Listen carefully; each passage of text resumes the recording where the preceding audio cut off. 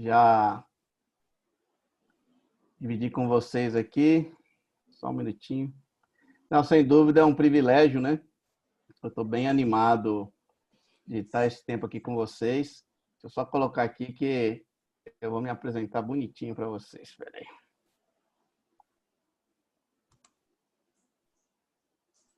Só um minutinho.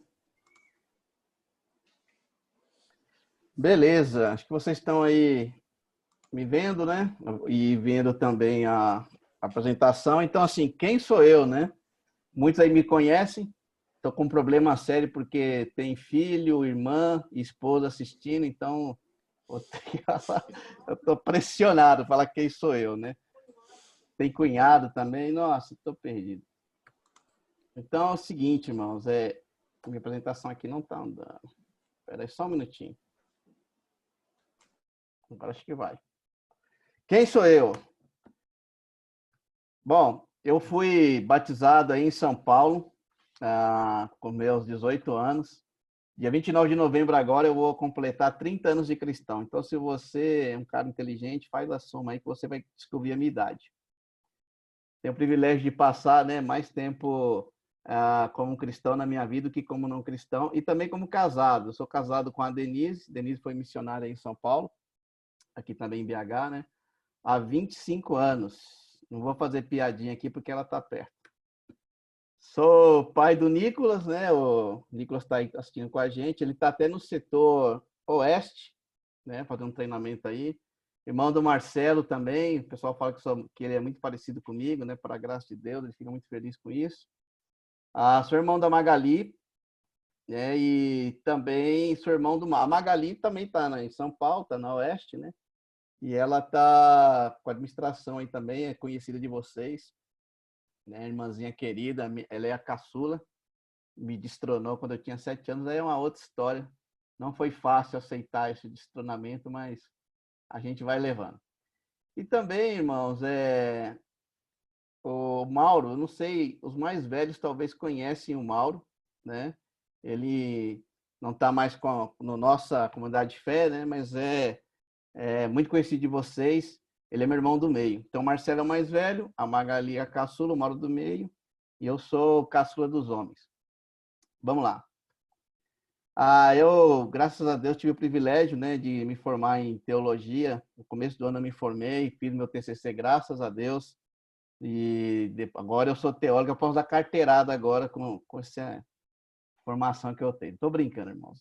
Foi muito bom. Assim, deu esse privilégio para que eu pudesse fazer essa faculdade. Não é uma faculdade fácil, né? Eu escolhi a metodista porque ela lato sensu, ela vai muito na área da história, né? Então é uma área que eu gosto muito. Mas aí a gente, depois mais dúvidas, eu acho que o William também já está fazendo lá na metodista, tem uns irmãos aí de São Paulo fazendo, Marcelo, Héctor, são meus calouros. Brincadeira. Eles estão quase terminando também. E olha, atualmente eu moro em Belo Horizonte. Eu vou falar para vocês, irmãos, ô cidade maravilhosa, viu? Aqui é bom demais. Amo essa cidade, amo as pessoas. Assim, Deus foi muito generoso comigo, me permitindo casar com uma mineira, né, e morar aqui em Minas e estar com a igreja. Um pessoal assim que eu gosto muito. Povo bacana, viu? Você está pensando em aposentar e morar em lugar legal? Vem para BH, viu? Vai ter comida boa. O pessoal é super receptivo, vale a pena. Bom, eu queria colocar aqui, já para a gente entrar na questão da nossa série, quais serão os temas que nós vamos tocar, né? Hoje nós vamos começar pelo contexto e a pré-reforma. Eu acho importante tudo tem um contexto, né? E a gente precisa prestar atenção nessas coisas. Então, eu achei importante a gente pegar e fazer um recorte de mais ou menos 1000 anos de história. Então, assim, é claro que muita coisa vai passar batido, é claro que não dá para ir fundo em todos os temas, mas um panorama geral eu acredito que eu vou conseguir passar para vocês. E é assim, né? Quando você aprende algo e você quer aprofundar, tem muito material. Hoje, com o advento da internet, você consegue muito material, então vale a pena. Tem muita coisa boa. Tem coisa ruim, mas tem muita coisa boa na internet. Também, no dia 25 do 11, nós vamos falar dos personagens, né, da Reforma. A gente vai falar de Lutero, que é um personagem importantíssimo, né? Depois nós vamos falar sobre Zwinglio. Eu só estou aqui, estou atrapalhando aqui, peraí. Eu vou... Aqui tá justo a telinha, está na minha frente, deixa eu puxar ela aqui. Zwinglio e Calvino, né? E depois eu vou passar também para vocês os movimentos dentro da Reforma, os anabatistas anglicanos. E lá a gente vai terminar lá, dia 16 do 12, sobre os 5 solas, né? E fazer uma conclusão. Os 5 solas eu coloquei para vocês: solo Escritura, solo Cristo, solo Gratia, sola Fide, solo Deo Glória. Somente a Escritura, somente Cristo, somente a graça, somente a fé e somente glória a Deus. Então, vamos lá. Contexto e a pré-reforma. Primeiro, assim, queria agradecer o convite. Me sinto, assim, privilegiado mesmo. É um assunto que eu gosto muito. Queria agradecer aos irmãos aí de São Paulo que estão organizando essa escola bíblica. É um passo tão importante, né? Puxa, eu sinto assim que a nossa igreja ela é muito empírica, né? Na prática ela vai. Então a gente precisa de dar essa base para todo mundo, né? Então a escola bíblica ela tem essa função. Eu não estou conseguindo acompanhar, mas eu sempre olho no YouTube com mais tempo e olho e vejo assim um material muito bem feito, né? E eu estou recomendando aqui aos nossos irmãos de Belo Horizonte para continuar assistindo e seguindo a escola bíblica. Muito bom. Parabéns aí para todos e obrigado pelo convite. Então espero poder de alguma maneira suprir e colaborar também com esse projeto aí que eu acho importantíssimo, né, de alimentar a nossa fé. Então, qual a importância, né, desse assunto da pré-reforma, né? Talvez você nunca ouviu falar, ou você ouviu falar de maneira superficial.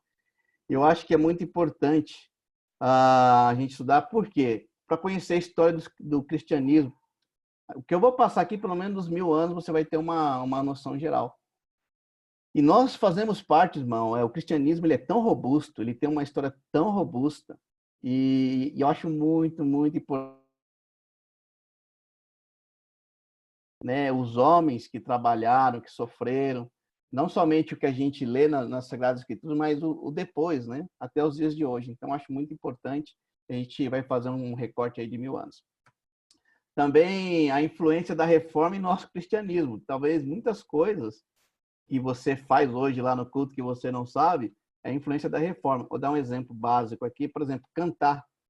Né? Antes, somente os clérigos podiam cantar, né? Só os oficiais da igreja, em latim. Então, as pessoas iam lá e ficavam olhando. E Lutero, ele foi o homem que desenvolveu muitas canções e ele desenvolveu esse culto que a gente participa hoje, né? Cantando, louvando. Isso é a influência da reforma.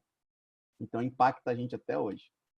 Também a influência na sociedade. Vou te dar um outro exemplo aqui. Mais no final aqui. Bom, peraí. Vai ser na outra...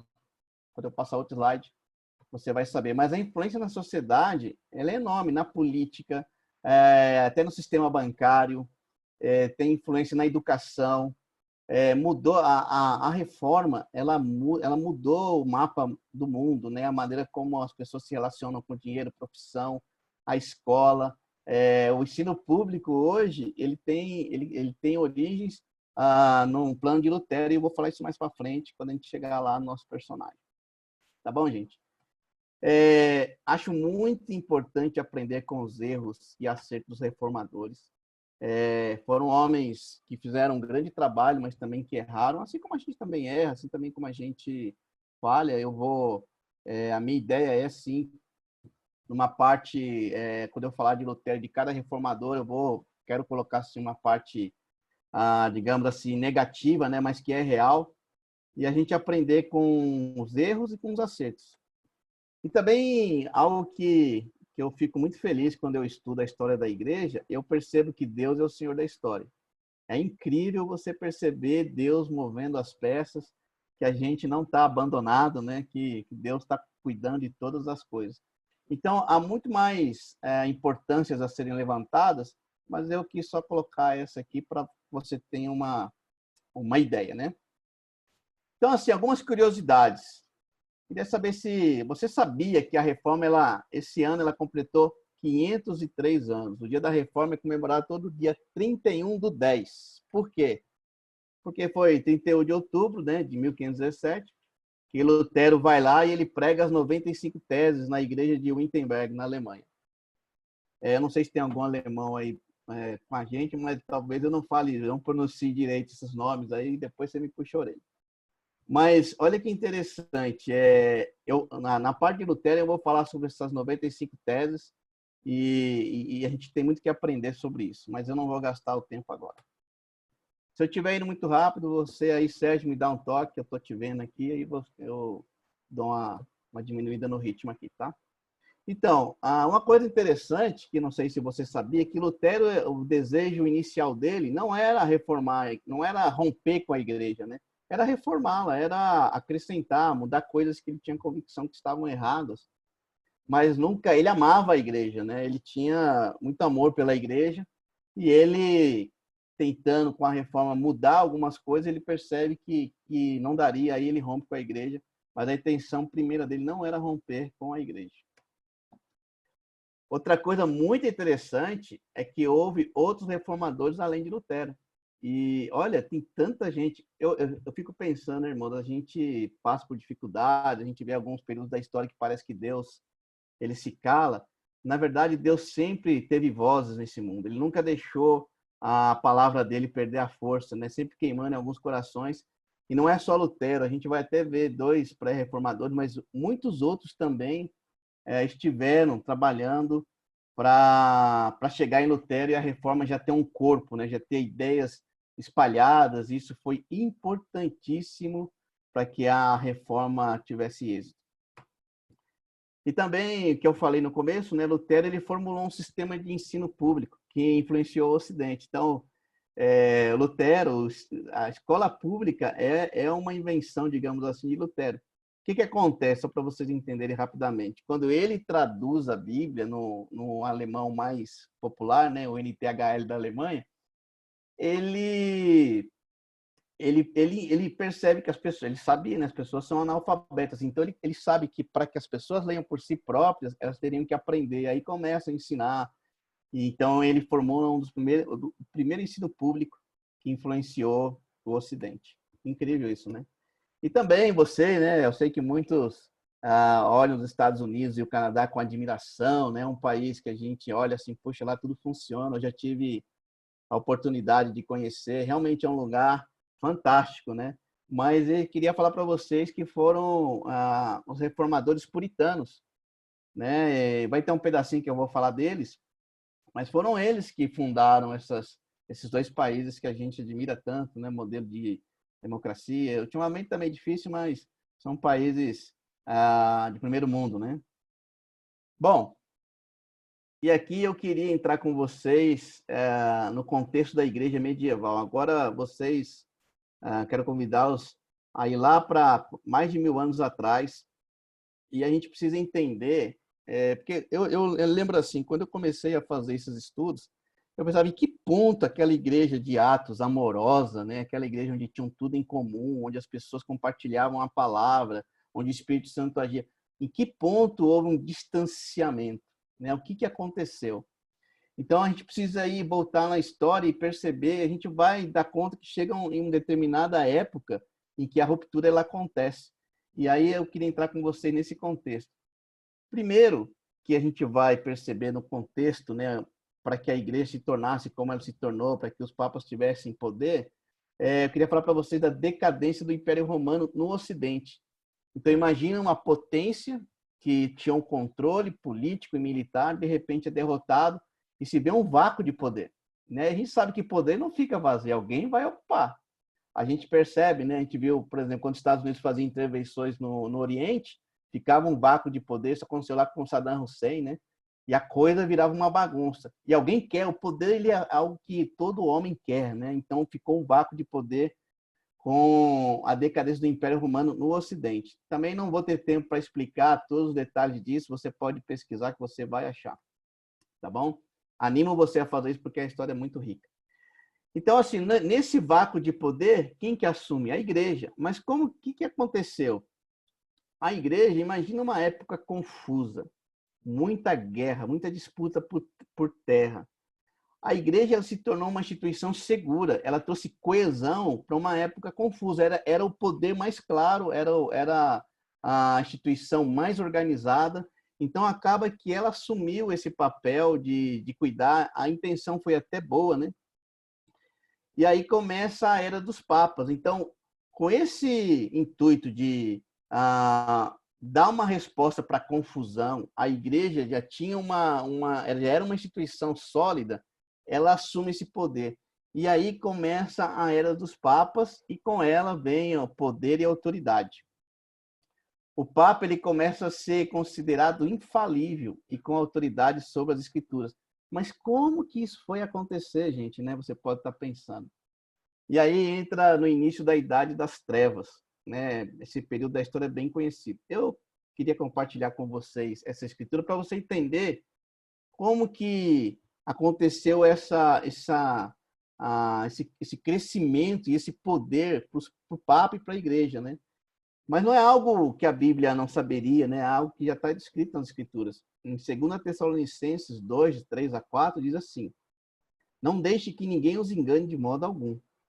Antes daquele dia virá apostasia, e então será revelado o homem do pecado, o filho da perdição. E este se opõe e se exalta acima de tudo que se chama a Deus ou é objeto de adoração, chegando até a sentar-se no santuário de Deus, proclamando que ele mesmo é Deus. Então, Paulo, ele tá até de maneira profética, né, falando, olha, o pessoal estava preocupado se Jesus ia voltar, ele falou, não, antes vai vir uma apostasia. E é interessante que, quando a gente fala que alguém que se senta no trono, ele não está falando só de uma pessoa, mas de um poder, alguém que vai se sentar e vai ter muito poder. E esse poder ele vai gerar uma apostasia, ou seja, a verdade vai ser abandonada, as escrituras serão abandonadas, né? Então, Paulo já falava de tudo isso. Então, o que eu queria trazer para vocês é de onde veio tanto poder para os papas, né? De onde surgiu? Como que a história mostra isso para a gente?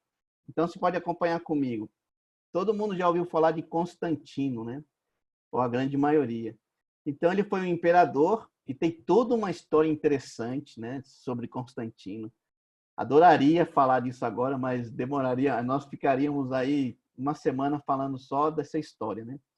Então, ele foi imperador de 302 depois de Cristo, e ele tem uma suposta conversão, e ele torna o cristianismo uma religião oficial de Roma.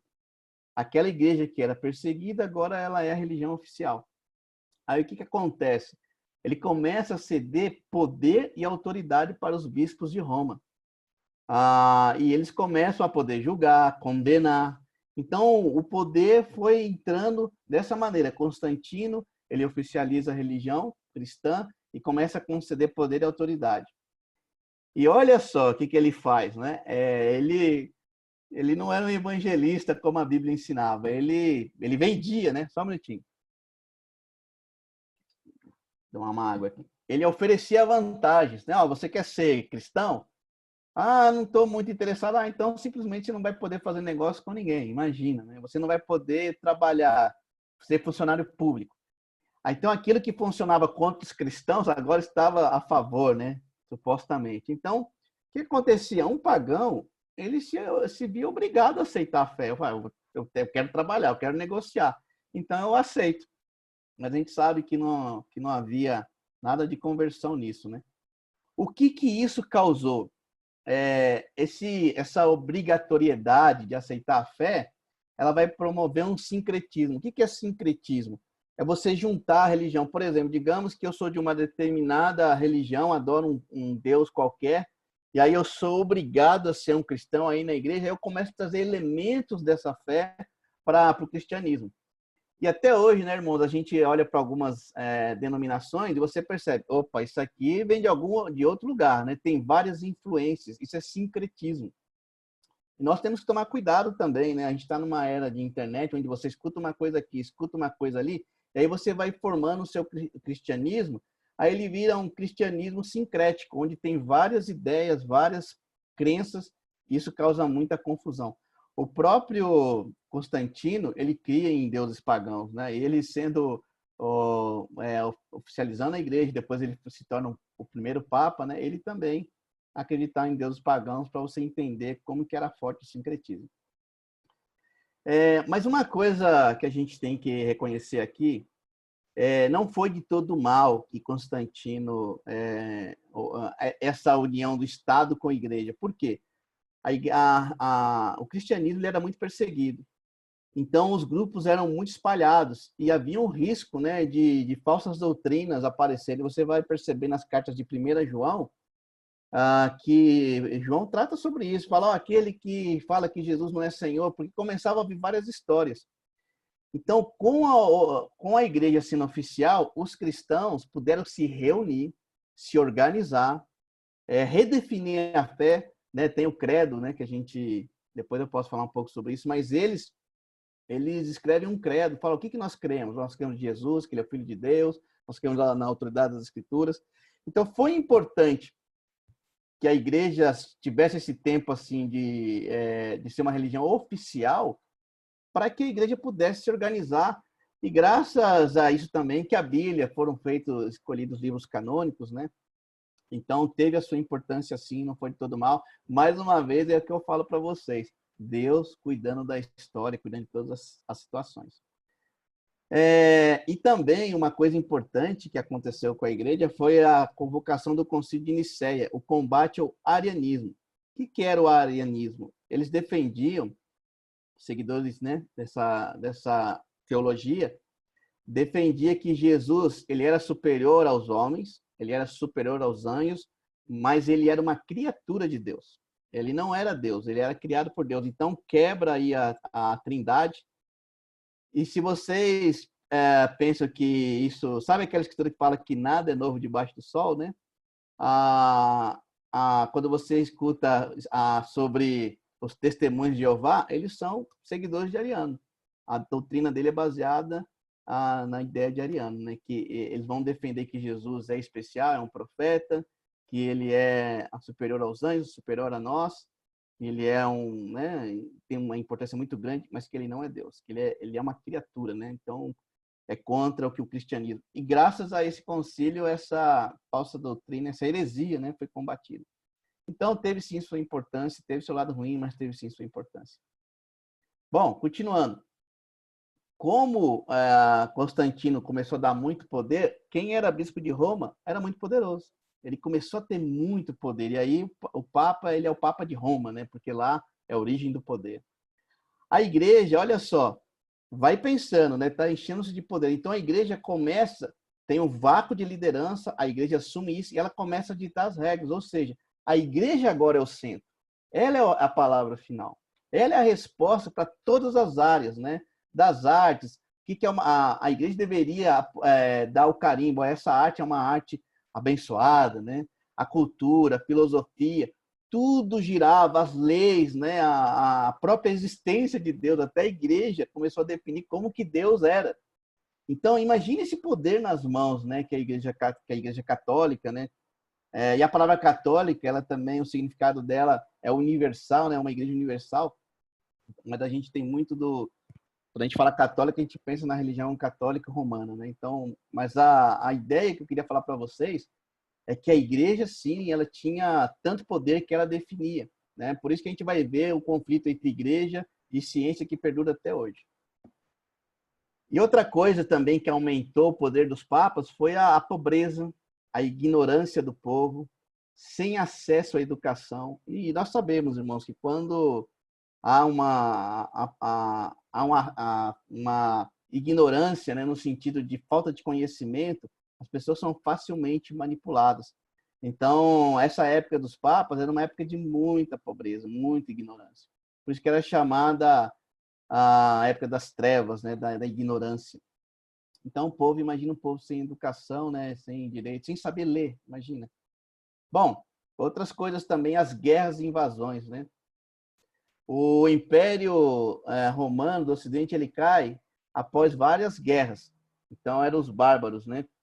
Então eles acabaram enfraquecendo o Ocidente E como eu falei, a Igreja Católica é a única que se mantém. E a única, olha que interessante, por que o povo abraçou a Igreja Católica desse jeito, né? Porque na época quando... Só um minutinho, gente. Denise, atende aqui para mim. Olha que eu estou na reunião. Desculpa, tocou o telefone aqui. Então, assim, nessa época, o que acontece? Eles ficaram... Imagina você estar sendo atacado, sofrendo, a Igreja Católica abraça, ela cuida do pobre, época dos monastérios, dos monges, muito dedicados, né? Então, isso acaba fazendo com que os pobres, as pessoas olhem para a igreja como única salvação, né? Ela vai cuidar de mim, ela vai me proteger, então isso trouxe muito poder. E outra coisa que é interessante é que esses bárbaros que atacavam a igreja, muitos deles temiam, eles eram cristãos. Quando eu falo cristão, não estou falando no cristianismo que a gente conhece, né? Na ideia do homem medieval. Então, eles também temiam a igreja, né? Olha, eu não vou atacar o que é de Deus, né? Então, o que eles faziam? Eles conquistavam e se aliavam com a igreja, né? E a igreja só cresceu em poder. Então, apesar das guerras, cai o Império Romano, mas não cai a igreja. E ela ainda pega esse vácuo que fica. Então, a igreja, ela cresce, ela se alia a esses poderes e ela cresce em prestígio. Eu estou deixando... eu vou... No final aqui vocês podem ver um vídeo recomendado sobre a Idade Média. Ele é o programa Evidências. É um teólogo até da Adventista, mas muito bom. Vocês depois podem ver lá que vale a pena. Ele vai resumir tudo isso que eu estou falando aqui.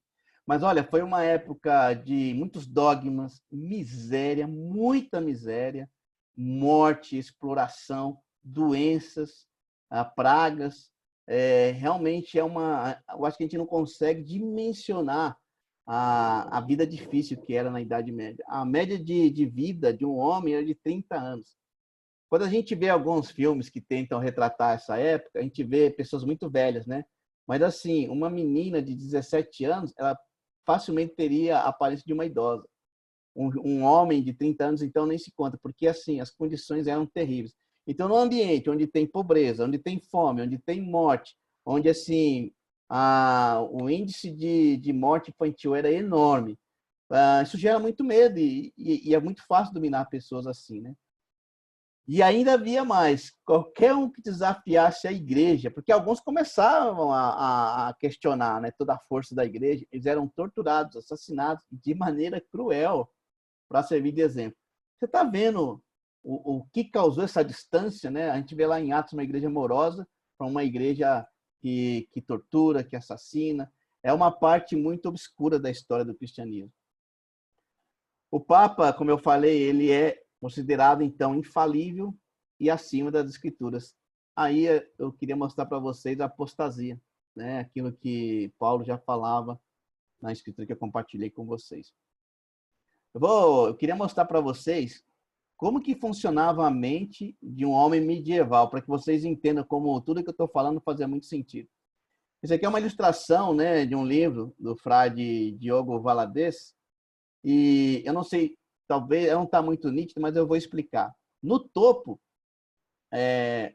antes de tudo, eu queria falar para vocês o seguinte: o homem medieval, ele entendia que as coisas funcionavam de uma maneira hierárquica, ou seja, no topo de tudo está Deus. Aí vocês podem ver aí na figura.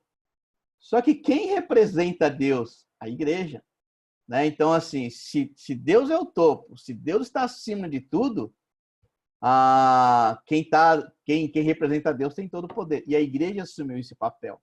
Depois viriam os anjos e os homens. Depois as ordens inferiores, animais e plantas. E você vai observando, aí parece até um bolo, né? Você vai observando as camadas. E abaixo de tudo, que havia o inferno. O que é o inferno para um homem medieval? É o local daquele que quebrou essa corrente hierárquica. Então, se você vai contra a igreja, você vai para o inferno. Tá entendendo? Então, assim, isso tinha muito poder na mente do homem medieval, porque ele sabe que a qualquer momento ele pode morrer. Ele vê a morte. Irmãos, nós ficamos assustados com o coronavírus. Coronavírus para um homem medieval não é nada, porque ele via a morte assim, a todo segundo. Era algo tão presente que gerava um medo constante. Então, assim, época terrível, né? Então, eu quis colocar essa ilustração para você entender como era o contexto, né, desse homem medieval, né? Qual foi o resultado de tudo isso, né? Os papas se tornaram cada vez mais poderosos, mais miséria, mais medo, mais poder. A igreja se alia ao Estado, né? Algo que, como lembra, a igreja está no topo da pirâmide, né? Daquele bolo que eu coloquei. Então, qualquer rei, né? Ele precisava do aval da igreja para, tipo, receber o aval de Deus. Receber o aval da igreja era receber o aval de Deus. Então, todos os reis procuravam, né? Na mente do rei também era isso. Se a igreja me apoia, eu posso fazer qualquer coisa. Eu posso matar, eu posso fazer tudo. Por quê? Porque eu faço em nome de Deus. E quem iria se opor contra isso, né? Então, também, a luta pelo poder e a corrupção começa a crescer, porque a figura do Papa, ela é uma coisa, mas o governo do Papa, né? O que o papado significa, o poder que estava nas mãos do Papa. Então, começa, onde tem muito poder, começa a corrupção, né? E aí eu queria falar um pouco para vocês sobre essa luta pelo poder. Tudo isso, irmãos, é para você entender o contexto para a gente poder entrar em Lutero, para você ficar mais claro por que Lutero e os outros reformadores foram quem foram. Enfim, foram os homens que a gente conhece, né, que a gente vê pela história. Então, a luta pelo poder. Olha que interessante. Eu coloquei aqui do lado em cima para vocês uma imagem, não sei se vocês conseguem ver, mas é um julgamento, né, de um papa julgando outro papa. Mas esse outro papa ele está morto, né? Ele está, é só a caveira dele. Foi chamado o sínodo do cadáver. O Papa Estevão VI ele manda desenterrar o antecessor dele e o acusa. E ele fica com tanta raiva que depois ele pega esses ossos e joga no rio. Mas para você entender que uma coisa era assim, já estava perdendo totalmente, desvirtuou, né? Apostasia total. Mas era como um papa, né? Tratava o outro. E no ano 904, o Papa Sérgio III, ele mandou matar seus oponentes. Olha só, imagina, né, se vai concorrer aí a um cargo e para você ganhar, você mata todo mundo, né? Não tem quem votar, só você. Além do mais, ele teve um filho com uma amante e depois desse filho também se tornou Papa. Olha como a coisa estava corroída. João X, ele foi assassinado, né, com seu travesseiro. João XIV foi preso e envenenado. Bonifácio VII também foi envenenado. Irmão, ser papa era profissão perigo. O poder era tão grande, as pessoas queriam tanto que eles matavam uns aos outros. E aí tinham conspirações porque eles queriam esse poder que o papa, que a posição do papa tinha. E os livros de história, né? Estou lendo vários deles e eles falam assim que 1/3 dos papas nessa época morreu de forma violenta. Não era fácil, profissão perigo mesmo, né? Então, mas o poder era tanto que seduzia as pessoas que queriam passar por isso. Bom, também o que essa corrupção, né? Essa sede pelo poder, ela causa o primeiro grande cisma na igreja. Então, a igreja ela vai ser dividida em igreja ocidental e oriental. Vocês já ouviram falar da igreja ortodoxa? Né? Agora ela é muito forte na Rússia, né? Então, ela era a mesma igreja e por brigas, né, pelo poder se separaram. Então, foi o primeiro grande cisma da igreja. Aí, o que aconteceu? O Papa da igreja ocidental excomunga o da oriental. O da oriental excomunga o da ocidental. E tem uma briga histórica até hoje por causa dessas coisas. Também outra coisa que acontece é cruzadas contra o islamismo. Então, eu vou falar uma coisa para vocês. A igreja teve seu lado negativo, mas isso aqui foi importante, porque foi através das cruzadas que o Islã não tomou conta da Europa toda. Mas isso também a gente não vai ter tempo, mas eu te encorajo a conhecer as histórias das cruzadas. Muito interessante. Aí, irmãos, a coisa começa a se corromper. O que eu estou falando agora é assim, eu tenho mostrado para você onde surgiu o poder, a dimensão que ele toma, e agora a gente vai entrar na decadência desse poder. Você vai percebendo que por causa desse desejo e vontade de ter esse poder, há muitas brigas, guerras, separações, e isso vai acabar enfraquecendo a igreja. Aí que acontece na Europa? Tem a Guerra dos 100 Anos, que a Inglaterra e França brigam. Ele é considerado o primeiro grande cisma da Igreja Ocidental. Porque o que, que acontece? Acabam tendo dois papas, né? Então, um papa para a Inglaterra e um papa para os franceses. Então, isso causa um nó na cabeça do povo, né? Se o papa é aquele que herda o trono de Pedro, né? Segundo a doutrina da Igreja, como que vão ter dois? Né? Isso aconteceu até agora ultimamente, né? Tendo um papa aposentado e o outro nativo. Então isso é muito confuso, né? Mas o pessoal dá um jeito, né? O pessoal sabe fazer as coisas aí, o povo acaba aceitando. Mas olha que interessante. Aí, para consertar essa questão dos dois papas, foi escolhido um novo papa. Só que os outros dois papas não aceitaram, então ficaram três papas. Virou uma confusão total. É papa para dar e vender, né? Então, com todas essas coisas, a igreja começa a ser questionada. As pessoas questionam, porque haviam também muitos estudiosos e tinham uma fé cega na igreja, mas que eles começam a perceber, olha, tem alguma coisa errada aí. E a guerra vai minando o poder e tudo isso vai aumentando. Aí, o que a igreja faz? Qual que é a resposta da igreja? Além de aumentar impostos, além de, né, criar as indulgências, que eu vou falar um pouquinho, ela cria a Inquisição, e ela chama de Santa Inquisição, ou seja, o poder que representa Deus começa a fazer uma limpeza, né? Ele vai perseguir, ele vai matar, ele vai oprimir. Irmãos, tinha umas fotos aqui, são retratos, né, desenhos, que eu nem tive coragem de pôr de tão, assim, brutal que era, né? Pessoas sendo serradas de baixo, de cima para baixo, terrível. Eu coloquei as mais tranquilas, digamos assim, mas a Santa Inquisição era terrível, matava de maneira assim, muito, sei lá, né, de uma maneira que quem visse aquilo ficasse horrorizado. Então, com todas essas coisas que eu falei para vocês, né, a igreja começa a perder seu prestígio. Então, ela tem que aumentar. Olha, imagina uma igreja que está dividida, participando de guerras, né? Ela precisa aumentar, ela precisa arrecadar. Aí ela vai aumentar os impostos, né, através dos reis, e ela vai vender indulgências. Antes de indulgência, basicamente é assim. Eles criaram a ideia do purgatório. Então lá quem morre está sofrendo lá porque ele precisa expurgar seus pecados. E mais, se você der um dinheirinho para a igreja, o Papa pode dar uma indulgência e esse seu parente sai lá mais rápido, ele vai sofrer menos. E aí depois, talvez em Lutero, eu vou explicar de onde o Papa tirava como que ele administrava esse banco de indulgências, né? Agora não dá tempo, mas é uma história muito interessante. Então, aí eu pergunto para você, e como os mais pobres fariam? Imagina você ter uma mente de um homem medieval, na sua mente, a igreja falou, é Deus falando, a igreja domina tudo, ela sabe de tudo, e ela fala para você, olha, se você for contra esse poder, você vai para o inferno, inclusive o seu parente está sofrendo lá no purgatório. Imagina você perde alguém muito querido, e você sabe que ele está sofrendo, e a única maneira é você comprar uma indulgência. Você daria a sua vida, você venderia qualquer coisa, você se tornaria escravo. Então era triste, né, como a opressão física e psicológica, né? E isso acabava que as pessoas entregavam sim as suas indulgências. É mais ou menos hoje assim, se você não dá o seu dízimo, o gafanhoto vai comer a sua lavoura, né? Deus vai te castigar.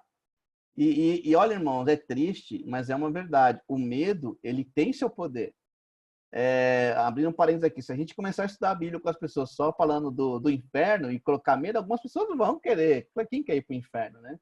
Mas isso pode levar para um lado muito perigoso. O medo do inferno é uma motivação, mas não deve ser motivação para ninguém se tornar um cristão. Continuando. Então, assim, o povo estava insatisfeito, né? Porque nem todo mundo conseguia dar as indulgências. Eles trabalhavam cada vez mais. Eu queria lembrar para você o seguinte: na mente do homem medieval, o que a igreja medieval passava para eles é o seguinte: o único trabalho digno é o trabalho dos oficiais da igreja. Porque qual era o argumento? Que lá em Gênesis, quando o homem peca, Deus castiga. Eles entendem assim, que o trabalho é um castigo. Então, assim, qualquer trabalho é um castigo. Então, as pessoas sentem até que eu mereço isso, porque é o castigo por ser um pecador. Agora, os oficiais da igreja não, eles tinham um emprego nobre, os príncipes, né? Eles eram escolhidos por Deus para não sofrerem o que o povo sofria. Então, esse tipo de ensino, de sociedade, acabou causando muita, mas muita insatisfação no povo, né? E aí, a indulgência, as 92 teses que eu comentei, ela é um dos motivos onde Lutero ele inicia a reforma, porque ele se foi assim a gota d'água essa questão da indulgência e na época e semana que vem quando eu falar de Lutero, eu vou gastar um pouquinho de tempo para explicar isso. Bom, então é isso, ó, todas as coisas juntas: corrupção, poder, guerras, cruzadas, inquisições, cobranças de indulgências, a perda do prestígio, a renascença, que eu vou falar agora, e muitos questionamentos, né? Tudo isso foi minando a força da igreja. E como que a igreja reagia para tentar manter o poder? Aumentava a opressão. Então, ó, esse período da renascença, que é século XIV ao século XVI, ele tem muita importância. Ele vai influenciar Lutero, ele vai influenciar a igreja, ele nos influencia. E aí ele vai começar a enfraquecer esse poder que a igreja tinha. Então, é uma época em que a arte começa a estar em evidência. Irmão, você viu que eu já andei aí há muitos anos, né? E é assim, vai ser assim. E eu espero que você depois estude, porque é uma época muito, muito interessante. Vale a pena você conhecer. Bom, voltando, a Renascença, ela estava em evidência quando surgem os grandes nomes, né? Michelangelo, Donatello. Eu não estou falando do Tartaruga Ninja, não, irmãos. Um artista, né? Leonardo da Vinci, só fera, até hoje nos impacta, né? E aí o que acontece, né? Você vai perceber nessa época o humanismo, você vai ver muitos corpos humanos nus sendo desenhados, né? O homem ele começa a ser o centro das coisas. Você lembra que antes quem era o centro? Era a igreja. A Renascença ela começa a trazer uma mudança. Ela fala, o centro é o homem. E foi para o outro extremo, né? O homem passa a ser o centro de tudo. E você vai perceber isso até mesmo nas obras de Leonardo da Vinci, Michelangelo, esses que eu citei aí assim. E acontece algo interessante, o retorno à literatura. Eu ainda não estou falando do povo, estou falando dos nobres, né? das pessoas da elite. E quando eles retornam à literatura, eles começam a valorizar o racionalismo. Platão, Aristóteles, eles eram homens que defendiam muito o racionalismo, pontos de vista diferentes. Muito interessante também você poder entender, né, a influência que isso tem no mundo de hoje, na igreja. Então, a Renascença ela trouxe esses filósofos, né, em voga. Então, a igreja começa a sair de cena, ela começa a perder poder. E aí, o que acontece também? A ciência ela começa a ser desenvolvida. Ela começa a criticar esses mitos, né? Peraí, porque o que você tem que entender? Por exemplo, se acontecesse um fenômeno na natureza, um tsunami, né, que a gente nos nossos dias de hoje fica mais fácil entender. A igreja falaria que é Deus castigando o pecado, né? Tem algum motivo ali, você fez alguma coisa errada. Já a ciência explica que não, ela começa a mudar, não, nem tudo é isso. Então, quando a igreja fala que ela representa um Deus opressor que está de olho em você, se você pisar na bola, ele vai jogar um raio. Quando você vem com um contraponto disso, falando, não, a ciência explica, você vai causar aí um cisma, vai ter confusão, né? E por isso que começa os mitos que a igreja desenvolvia começam a ser revelados e as pessoas começam a abrir seus olhos, principalmente as elites. E começa a haver uma mudança. A razão vai substituindo aquela fé medieval, onde a igreja era o centro de tudo, onde a igreja definia tudo. Se vários cientistas foram perseguidos e mortos porque falaram que a Terra era redonda, coisas assim, né? Que a Terra não era o centro do universo e tudo mais. Isso aí é muita história para a gente falar. Bom, E aí, o que acontece? A igreja também, ela se entrega à Renascença, né?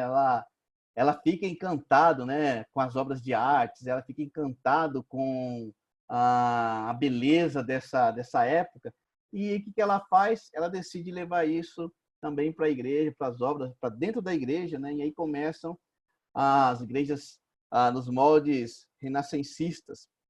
E aí é feito a Basílica de São Pedro, já existia, só que ela é totalmente reconstruída nesses moldes. E isso exigiu o quê? Muito, muito dinheiro. A igreja precisava de mais dinheiro. E como ela faria? Mais indulgência, mais opressão. E vai pensando, no meio disso tudo, muita gente ficando indignada, né? A gente não fica bravo quando aumenta os nossos impostos. Imagina o povo lá tendo que pagar pela salvação, pagar para estar vivo, vendo muitas coisas ruins acontecendo, né? Morrendo de medo de Deus. Então, era uma época muito difícil. Aqui é um retrato, né, da igreja, é um desenho, na verdade, mas dá uma ideia de como que é o interior da Basílica de São Pedro. Eu nunca estive, gostaria muito de estar, quem sabe, mas você vê que precisou de muito dinheiro para que isso fosse feito. Bom, a gente está quase chegando aqui ao fim do nosso tempo, né? E eu entro num tema que eu gosto muito, que são os pré-reformadores. Talvez você escutou muito de Lutero, mas os pré-reformadores, muito pouco. Vou tomar uma água aqui para dar uma respirada. Tá dando, o ritmo tá dando para entender? Tá tranquilo aí? Ótimo. Pré-reformadores. Queria compartilhar com vocês essa escritura que me faz pensar neles. 1 Reis 19, 18. No entanto, fiz sobrar 7.000 em Israel, todos aqueles cujos joelhos não se inclinaram diante de Baal, e todos aqueles cujas bocas não o beijaram. Depois você pode ir no contexto de 1 Reis 19, uma história muito interessante sobre Elias, né? E ele tem uma grande vitória, mas depois ele está muito desanimado, ele é perseguido pela rainha, né? A Jezebel, e ela promete que vai matá-lo, e ele se sente sozinho. Aí Deus fala: não, não, não, não, eu tenho 7.000 que eu guardei. É o que eu falei, irmãos. Deus nunca, a palavra de Deus nunca morreu completamente, né? Houve apostasia. É claro que a palavra de Deus nunca vai, porque ela é eterna, ela é poderosa, mas Deus sempre manteve acesa nos corações. A chama sempre estava lá. E aí você vai conhecer esses homens que também em épocas tão sombrias, eram homens que guardaram a palavra no coração. O primeiro deles que eu queria falar é o Wycliffe. Ele é um inglês, vou falar um pouquinho dele, e também John Huss. John Huss, se não me engano, era austríaco. John Cliff. Então vamos lá. Ele viveu nos anos 1300 a 1384. Ele foi professor de Oxford. E ele traduz a Bíblia Vulgata, né, que foi traduzida do original para o latim, do grego para o latim, para o inglês. Então, assim, você nota que os homens que tinham acesso à Bíblia só eram homens muito letrados. Você vai perceber que os reformadores, os pré-reformadores e os reformadores eram homens que conheciam demais a Escritura, homens inteligentes, né? Homens que estavam a favor da ciência. E eles começaram a traduzir a Bíblia, e o Wycliffe, ele fez isso, traduziu para o inglês. E olha o que ele faz. Ele pega a tradução e ele vai fazendo cópia e vai dando para os discípulos dele espalharem. Esses discípulos iam, eles também sabiam ler, né? Ou se não sabia, aprendia. E eles ensinavam o pessoal na verdade, ensinavam as escrituras, ainda não a leitura. A leitura, ela vai começar, o ensino começa mais com Lutero mesmo. Mas esses homens, eles saíram, eles estavam tão inflamados pelos ensinamentos, né, de Wycliffe, tão animados, tão encorajados, que eles saem dando ensinamentos bíblicos, né, com a tradução em inglês. Isso era algo assim inacreditável. Não eram todos que tinham acesso, só os acadêmicos tinham acesso às escrituras.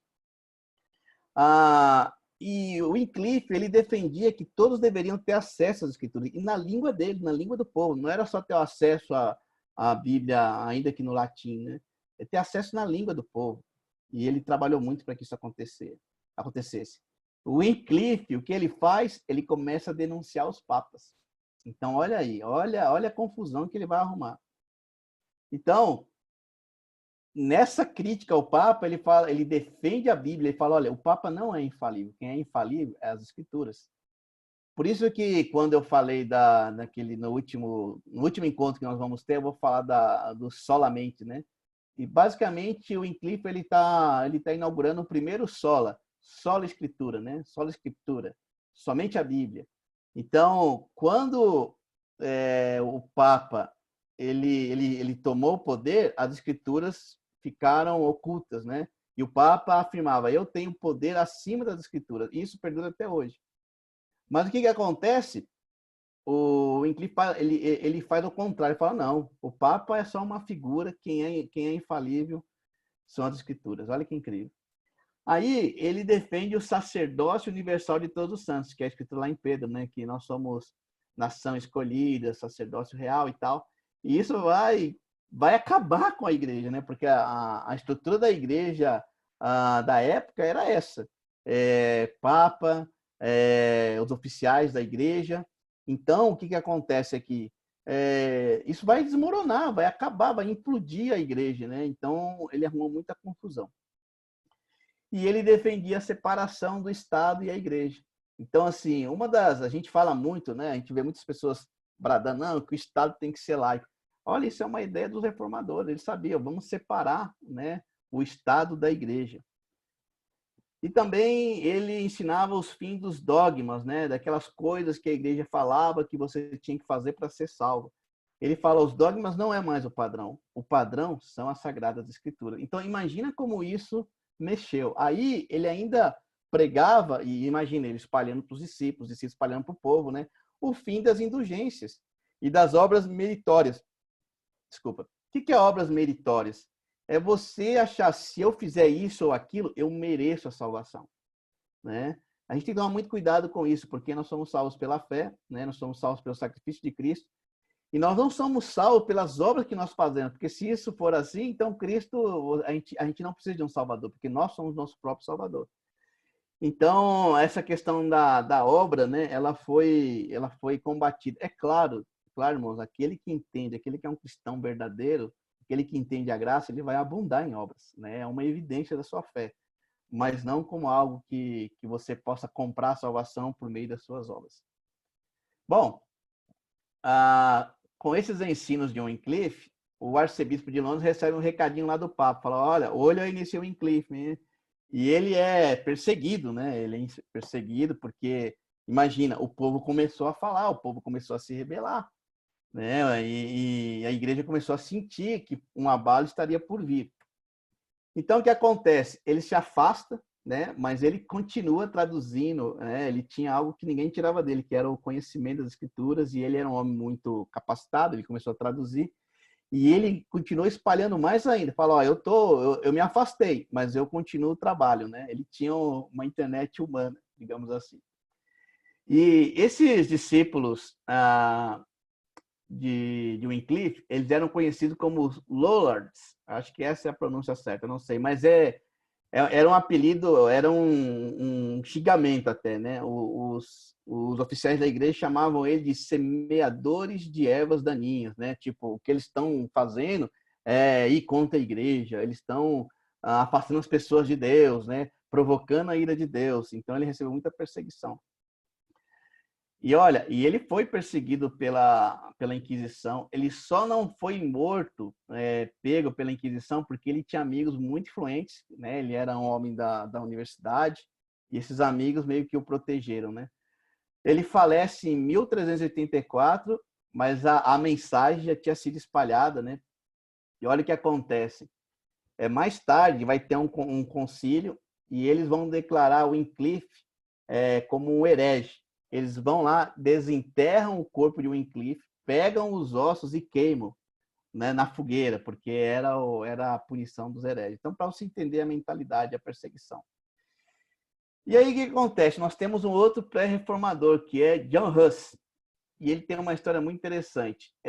Mais ou menos, aí você vai ver quase uma geração depois, né, os ensinos de Wycliffe eles chegam também para John Hus. John Hus ele era o reitor da Universidade de Praga.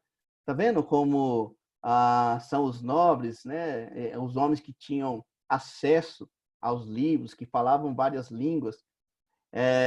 Ele era reitor e ele recebe, né? Na época, a teologia era uma doutrina muito nobre, né? Todos tinham que estudar teologia, todos teriam, os nobres, né? O povo não, mas era tão importante quanto qualquer outro, né? Era o básico da educação era a teologia. E ele recebe os, né? Os ensinos de Wycliffe. Ele é influenciado, né? Pelos ensinos e ele começa a defender que não era o Papa a cabeça da igreja, que é Jesus. Então, vai vendo o que vai acontecer. Aí ele difunde ainda mais os ensinamentos de Wycliffe. Ele denuncia o papado e as indulgências. E ele faz sermões inflamados. Olha o que ele diz em um dos sermões. Ele fala assim: enquanto o Papa montava um cavalo, Cristo andava descalço. Enquanto Jesus lavava os pés dos discípulos, o Papa preferia ter seus pés beijados.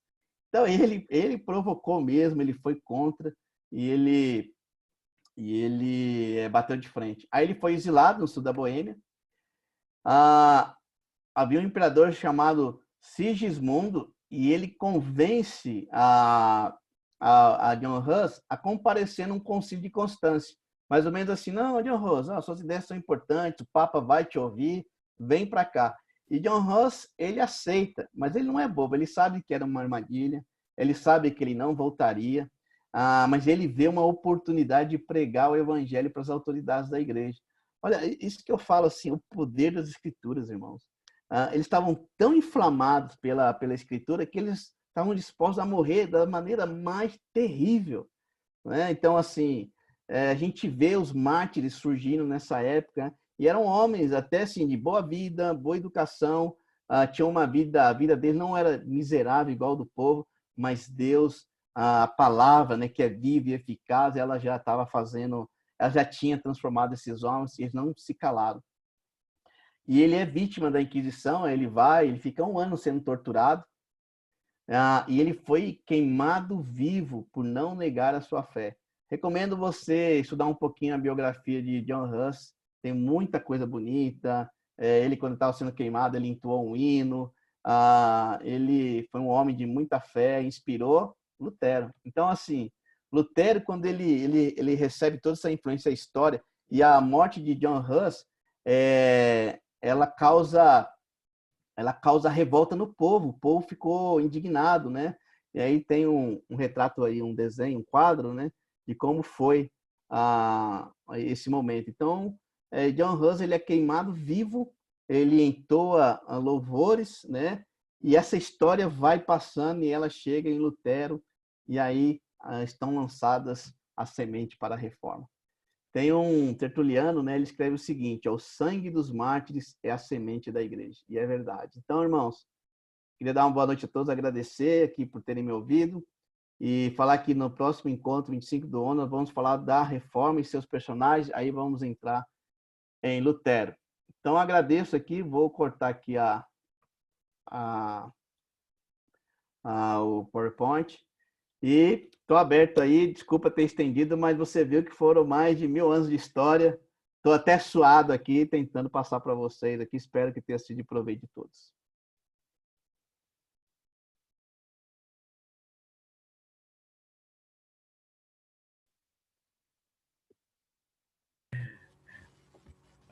Boa noite, Marcos. Muito bom, acho muito bom nós termos esse entendimento, né, esse contexto dessas grandes mudanças, né, que houveram dentro da igreja. E eu vejo o quanto pode ter até um questionamento do sentido, e Deus, né? Onde está nesse todo esse período, né? Em todo esse processo que passou, que foi como a idade exatamente, né, de trevas, de tanta coisa ruim, mas também coisas que foram revolucionárias, que foram necessárias. Deus estava em cada momento, né? Estava agindo em cada momento, em cada pessoa, né? John Hus era uma pessoa que, com certeza, foi um instrumento de Deus para exatamente confrontar, né? E aí você falou uma coisa muito interessante que traz para nós a fé que ele tinha de tal forma nas escrituras, né? Era algo assim que inabalável. Não era o poder da igreja que iria fazer com que ele mudasse ou a tortura pelo qual ele passou iria exatamente mudar o pensamento dele, porque a fé dele já estava convicta. E isso é muito bom trazer para nós nesse sentido, né? Termos essa fé convicta em Cristo e que nada pode nos abalar quando a gente realmente decide segui-lo, né?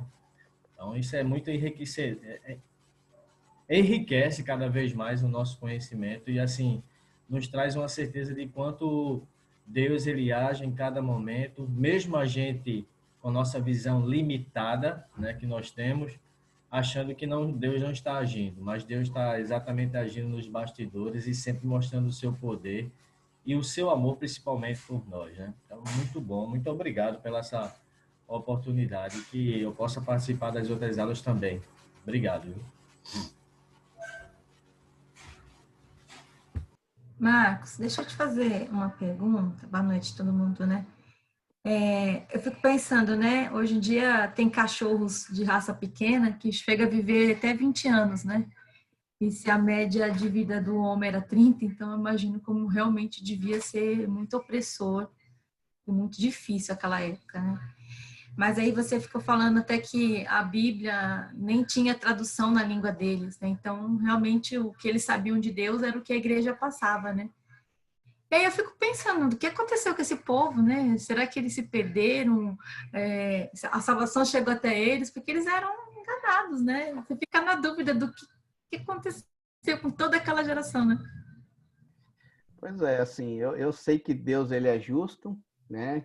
Eu sei que também que ele é misericordioso e Deus é o Deus da história, ele vai saber o que fazer, porque essa é uma questão que vai até, por exemplo, a gente pensar na nossa mãe, né? Pessoas que eram, porque isso ainda acontece, pessoas que eram analfabetas, de um tempo para cá que isso tem diminuído, né? Então, assim, eu não tenho a resposta para isso. Eu sei que eu sei assim que Deus nada vai limitar o agir de Deus. Se Deus quer salvar alguém, isso vai acontecer. Agora, os meios, né? A gente tem uma ideia de como acontece hoje, mas os meios que Deus, eu sei que é por meio de Jesus, né? Jesus Cristo, ele é o único caminho. Agora, o meio que isso acontece nessa época, essa época obscura, aí é um mistério, né? Mas eu sei que Deus salvou, quem Ele quer salvar, Ele salva, né? E não vai ser. A gente viu, né? Nem a morte, nem a tortura impediram esses homens. Deixa eu só fazer uma ressalva que eu esqueci. Eu vou colocar aqui o último slide, desculpe, irmãos, é sobre. Vou compartilhar um minutinho só. Eu respondi, Magali, a sua pergunta? Tá. Eu vou colocar aqui uma última coisa que eu esqueci de colocar as referências, né? Isso é importante, até se vai ficar gravada depois, para vocês saberem. Vou mostrar aqui para vocês, espera aí. Estão vendo aí? Não, peraí. Aqui estão as referências, tá? Foram baseadas nesses dois livros. Estão vendo aí? Faz um sinal aí para mim, Magali, se você está vendo, tá, né? É porque você quer aparecer na minha tela aqui, beleza. É só isso que eu queria mostrar para você, para ficar gravado também, caso alguém tenha interesse. São esses aqui, ó, irmãos, ó. Justo Gonçalves, muito bom, historiador, muito legal. Esse aqui também, ó, indicação até do Miquel Júnior, que a gente tem conversado bastante sobre esse tema. Muito legal. Não são livros muito baratos, mas também nada de outro mundo.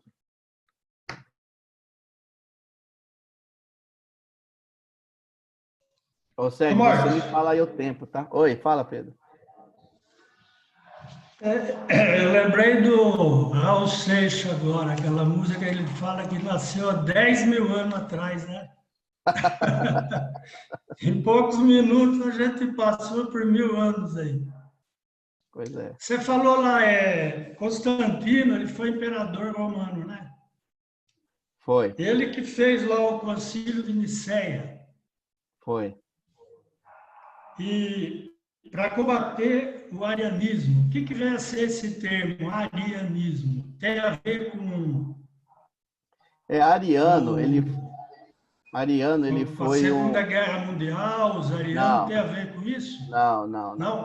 Não. O Ariano é o nome de um bispo do Egito, da igreja. E ele desenvolveu uma teologia da seguinte forma: ele falava assim, que Jesus não era Deus, Ele era uma criatura de Deus. Entendeu? Que ele, por exemplo, tem uma escritura que fala assim, hoje eu te gerei. Está em Salmos e depois isso é repetido no Novo Testamento. Que ele confundiu a geração do homem, de Jesus como homem. Então, assim, quando a gente olha na nossa visão humana, Jesus ele foi gerado, ele nasceu de uma mulher, pelo Espírito Santo, mas nasceu de uma mulher. Então, esse salmo se refere a isso, que Jesus ele foi gerado por Deus na nossa realidade humana, mas que ele já existia e que ele é Deus. João fala isso, capítulo 1, né? Ele é Deus, ele estava com Deus e era Deus. Então, Ariano fala que não, que Jesus era superior aos anjos, mas era uma criatura. E esse ensino se espalhou. Então, como a igreja podia se organizar, as lideranças se organizaram, estudaram e combateram isso. E foi declarado heresia. Jesus é Deus. E isso até hoje tem os seus respingos na história, né? Porque assim, os testemunhos de Jeová, eles acreditam nessa teologia de Ariano. Que Jesus ele é importante, ele é um profeta, ele é superior aos anjos, mas que ele não é Deus. E aí já era, né? Por isso que eles ficam nessa loucura de fazer obra para merecer ser os primeiros que vão entrar no céu, toda uma loucura atrás disso. Então, essa doutrina, ela destrói a fé cristã, porque, imagina, se Jesus não é Deus, acabou, né? Virou uma seita, né? É uma seita. Inclusive, a Testemunha de Jeová é considerado como uma seita por não ter. Toda religião que não tem Jesus como Salvador é considerada pelos cristãos de seita. Tá certo. Obrigado. Obrigado, hein? Mais alguém? Tanta coisa, né? Marco, eu queria aproveitar. Eu sou meio suspeito para falar de história, porque eu adoro esse tema. Quando eu ouço história da igreja, história do cristianismo, história que a gente vê no Antigo Testamento, isso realmente me chama muita atenção. Então, sua aula foi super especial, porque realmente essa passada faz a gente entender algumas coisas que nem sempre são muito claras, né? Quando você falou sobre a mentalidade do homem medieval, eu acho que isso ajuda muito, porque às vezes a gente olha e fala, mas que absurdo essa questão da indulgência, como é que alguém ia acreditar em algo assim? Mas quando você entende isso que você está passando, da maneira como eles pensavam, isso começa a fazer muito sentido, né?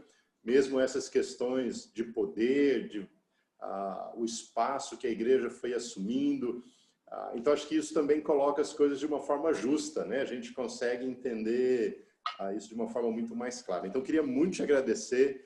Você trouxe pontos muito elucidativos, e eu acho que isso enriquece muito o nosso entendimento, até para pensar na nossa história. Quando a gente vê coisas hoje, é aquela história que a história se repete muitas vezes. Há né? nada novo debaixo do sol. Nada novo. Então, eu acho que isso ajudou muito. Então, eu queria muito te agradecer, porque eu sei que vão vir outros elementos que vão contribuir nesse sentido, né? De fazer a gente ter uma percepção crítica do que já passou, e como isso nos ajuda a ter uma percepção crítica de onde a gente está hoje, né? Então, muito obrigado mesmo. Queria muito te agradecer.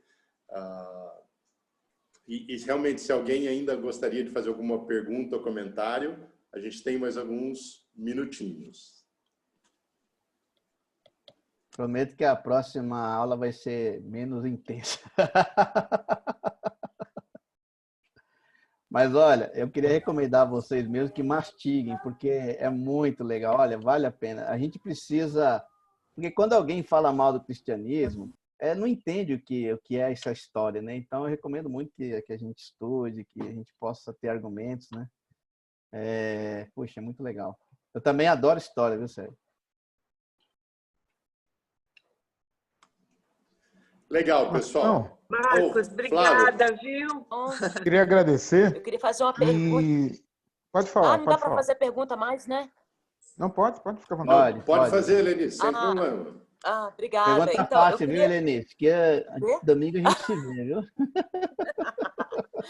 Então, eu queria te fazer uma pergunta que realmente, de fato, essa, digamos assim, essa parte da Igreja Católica, digamos assim, né, queimou o filme de uma forma muito irreparável, né, na sociedade, como as pessoas veem a gente, né, de certa forma, Eu lembro quando eu fui convidada para estudar a Bíblia, e o pessoal falou assim, ah, é só a Bíblia, porque eu estava correndo de igreja, né? Fugindo de igreja.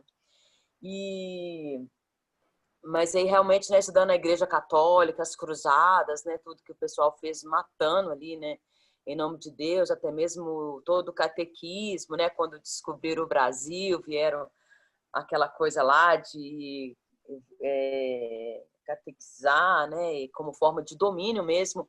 Eu queria saber hoje como que você vê a igreja católica hoje, né, ainda né, uma força ainda, né, muito grande, né? Como que você vê hoje esse domínio na Igreja Católica, da Igreja Católica e a influência dela hoje até mesmo na crença, né, da sociedade em geral? Olha, mais para frente eu vou até falar sobre quando o Lutero ele começa a fazer a reforma, a Igreja Católica, algumas coisas ela voltou atrás, ela pensou. Teve até um concílio de Trento, se eu não me engano, e eles discutem, eles fazem uma reforma dentro da igreja, mas é aquela reforma bem suave, né? Então eles tiram as indulgências no peso que elas tinham, dá uma melhorada, sabe? Eles abrem os olhos para muitas coisas. Eu acho que a Igreja Católica hoje ela melhorou muito, né? As pessoas estão mais conscientes, mas obviamente guarda muita coisa, né? O Papa ainda continua essa figura central, continua tendo autoridade sobre as escrituras, né? Eles têm, por exemplo, as bulas papais continuam com o mesmo poder. Acontece que o mundo mudou, o mundo não aceita mais isso como era antigamente, né? Então, assim, é claro que muitas coisas que nós fazemos, a gente ainda tem uma alma católica, a gente não sabe, mas tem. A gente tem alguns, por exemplo, a gente pode cair no risco assim, eu não acredito na indulgência, mas ai de você se você não fizer isso, isso e isso, né? Então, assim, a noção, usar o inferno mais para pôr medo nas pessoas, né? A questão da caridade, você tem que ser uma pessoa caridosa, senão você não vai para o céu. Então, a pessoa ela é caridosa não porque é o amor ao próximo, porque ela está amando ela mesma, ela está com medo de ir para o inferno. Então, tem muito disso ainda, sabe? Mas eu acho que muitas coisas mudaram, né? Tem muita gente lá que estuda mesmo. Por exemplo, uma coisa que não mudou até hoje, o Papa, os clérigos, né? Eles ainda têm autoridade. Por exemplo, você vai numa igreja católica, as pessoas, é claro, o que mudou? Vai ouvir na sua língua, as músicas na sua língua. Mas eu fui católico, não sei se você foi. Mas aí eu chegava lá na igreja e já estava tudo preparado. Eu tenho acesso, eu estou lendo, mas já está tudo preparado. Então, isso acabava gerando em mim um comodismo, né? Está tudo preparado. Então, eu seguia a liturgia. Então, a igreja ainda tem muitos dogmas, né, que a gente acaba seguindo. Mas ela também tem alguns papéis importantes, né? Ela freia muita coisa que pode ir contra o cristianismo. Então, tem seu papel importante. Então, assim, Lenice, ela traz muita coisa da medieval, mas as pessoas mudaram, a aplicação de muitas coisas mudaram. Eles fizeram uma reforma dentro da igreja, mas tem muitas coisas ainda que é de lá e que a gente acaba repetindo. Eu vou falar mais nisso nas próximas aulas e vai ficando mais claro para você, mas é ótima pergunta. Obrigada, gostei muito, valeu. Ótimo. Flávio, você ia falar? Fica à vontade. Não, obrigado. Não, na verdade, eu queria agradecer, né, ao Marcos pela explanação. E uma das coisas que me chamou a atenção, que essa questão de Cristo nessa linha teológica de que Jesus Cristo não seria Deus, tem mais influência em muitas ou poucas igrejas da época atual, ou praticamente só essa que você mencionou, que é uma das mais fortes e que teve essa linha, né, de não ver Cristo como Deus. E eu acho que, bom, eu não sei, o que eu conheço, que eu posso falar com propriedade, né, porque eu li um pouco da doutrina, são os testemunhos de Jeová. Pode ser que tenha outra aí, mas com a força e o tamanho da testemunha de Jeová, eu desconheço. É ela que tem essa pegada ariana, né? Depois a gente pode falar, acho que depois que acabar essas aulas, mais para frente, se quiser, a gente pode falar de algumas coisas, Pelágio, né? Pelágio ainda influencia muitas igrejas, semi-pelagiano, aí vai ter os calvinistas, vão ter os arminianos, né? Tem vários segmentos, mas arianos, que eu saiba, hoje só os testemunhos de Jeová, pelo menos com a força, né? São os testemunhos de Jeová. Legal. Pessoal, Marcos, obrigado. Eu só quero agradecer aí pela aula, viu, Marcos? Obrigado. Obrigada mesmo. Também é um assunto assim que muito me interessa, saber da história da igreja, tudo como aconteceu. E que bom que você vai falar mais sobre a Igreja Católica, sobre Roma, né? Que é uma potência, enfim. Muito animada para as próximas aulas. Muito obrigada, viu, meu amigo, pelo seu tempo aí, sua disposição. E boa noite a todos. Obrigado, boa noite. Obrigada. Legal. Pessoal, realmente eu vou agradecer mais uma vez. A gente está chegando aqui no final. Muito eu sei obrigada. que o assunto promete, a gente vai poder aproveitar muito nas próximas semanas. Então, que cada um esteja bem-vindo. Marcos, mais uma vez, muito obrigado. Eu estou muito grato, sei que vai ser muito especial, assim como já foi hoje. Então, pessoal, ótima noite a todos. Muito obrigado. Obrigado a todos. Obrigado, Obrigado, Marcos. Sérgio. Obrigada.